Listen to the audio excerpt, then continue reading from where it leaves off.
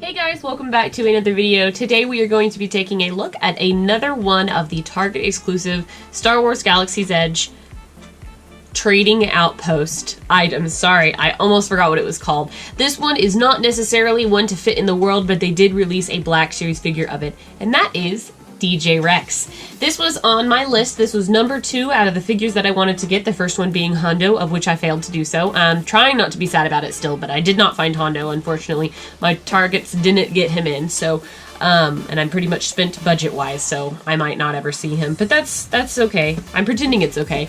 Anyways, this review is about DJ Rex. And so before we go on to the figure, I did want to give some people a little bit of a backstory as to DJ Rex. I noticed when all of this came out that people were like, I don't want the little DJ droid, blah, blah, blah. If you're familiar with Disney, Star Wars' history with Disney, DJ Rex has a special place in the Star Wars universe.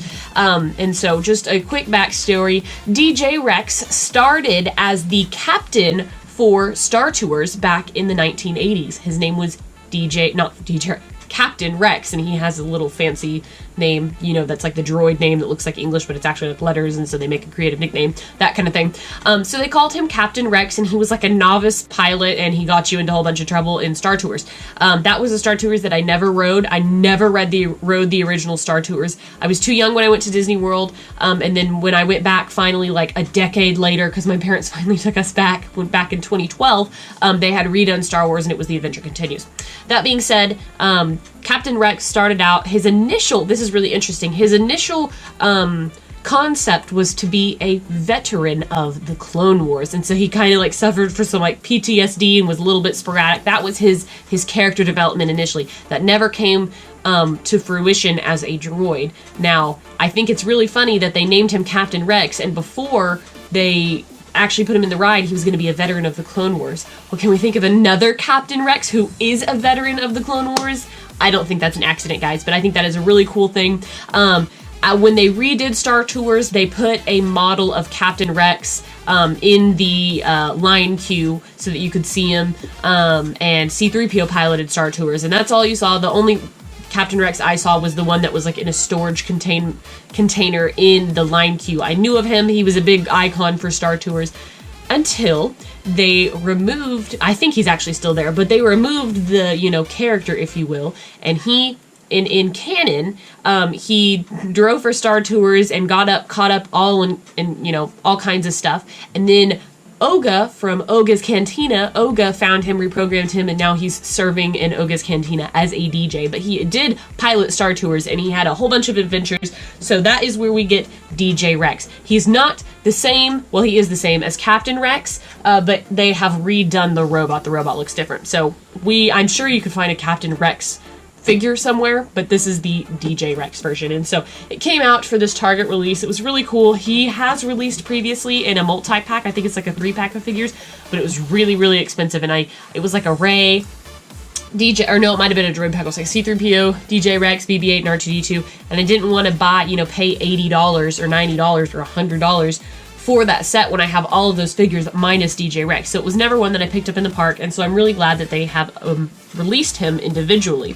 Now you'll notice on the side, the fancy thing that they did with this box was give it a really cool, fancy, shiny, smooth spine, and you'll notice the symbol right there is the First Order symbol. Apparently, you can also find a DJ Rex that has the Resistance symbol, and to me, that just, also with Hondo Ohnaka, and to me that just shows these characters serve either. If they come into Batuu, if you're, you know, rather than cause trouble, we'll just go with it. So that's why you see, I think, the variation on the symbol there, which I think is really cool. I love the spine. It looks very cool. It stands out very well. This box is wider than most boxes because DJ Rex has an arm in the back that kind of makes him have to have a wider box, but it is no more expensive than a normal Star Wars Galaxy's Edge figure like this, like Hondo or Captain Cardinal or the Mountain Trooper.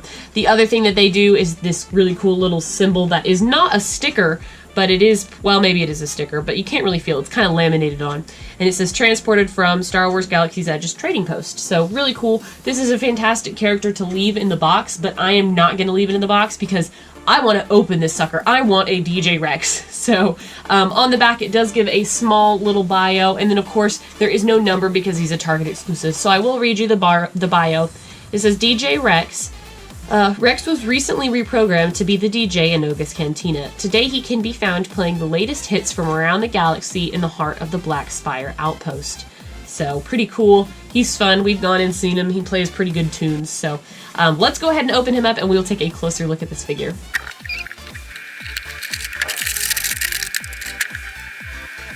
Alright, so here is DJ Rex out of the packaging.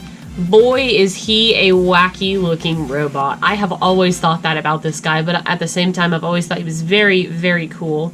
And if you are curious on where to display your Galaxy's Edge themed action figures, you can do it a couple of ways. With Hondo, you can display them in the Clone Wars or the Rebels if you want. If you want to stick to the canonical version of where they are at the time that their figures were made, you'd put them in the sequel trilogy shelf if you have them lined up that way. So Rex will be going in the sequel trilogy shelf. Captain Cardinal will be going in the sequel trilogy shelf because their current existence is within the First Order Resistance timeline. So take it or leave it. That's just a tip if you're like, where do I put this figure, and you have everything lined out chronologically. So here is DJ Rex, and I think he looks really freaking cool.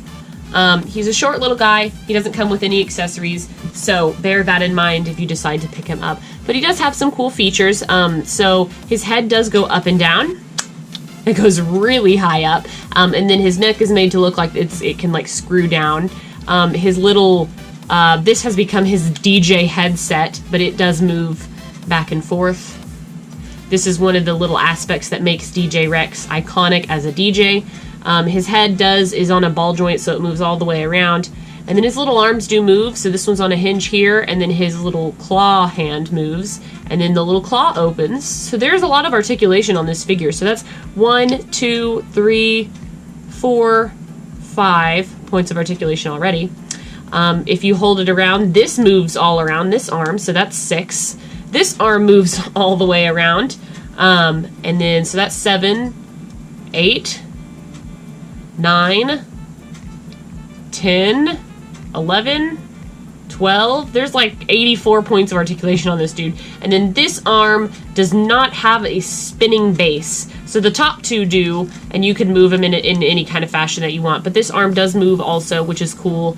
And the little claw doesn't do much. You can make him go straight, or however you want. You can make him look like he's playing something. The base turns, I guess you could call it that. It doesn't lift up or anything, but you do get a lot of arm articulation. To tell where the front of DJ Rex is, I am not 100% sure. I think the little nameplate there is where the front of his head is. So you can move his arms accordingly and make him look however you think that he should look, which I think is really cool. This is probably...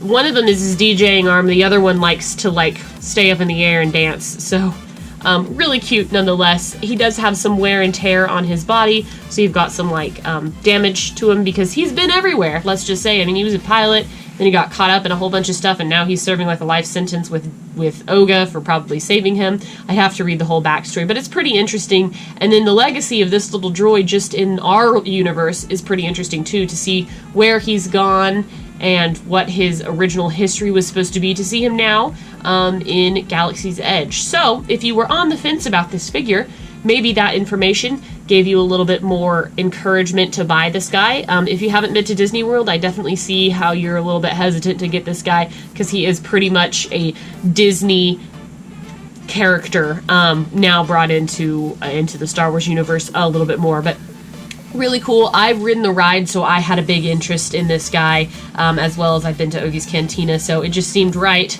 And I love the way he looks. He's so wacky. He's very fun. But anyways, guys, let me know what you think about this droid in the comments below. And as always, thank you so much for watching, and until next time, I will see you guys later. Bye.